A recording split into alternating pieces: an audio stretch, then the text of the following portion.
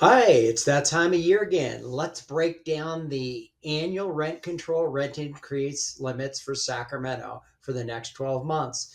These rules apply from July 1st, 2025 to June 30th, 2026. Under California's Tenant Protection Act, or AB 1482, landlords can raise the rent once every 12 months by no more than 5% plus the regional consumer price index, but under any circumstances, they're capped at no more than 10% total.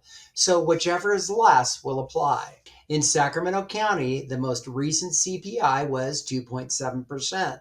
So the new max for the next 12 months is 7.7% annual increase. The city's rent control ordinance matches that formula exactly. Landlords must give a proper notice depending on the type and length of tenancy. For additional questions, drop a comment below or give me a call.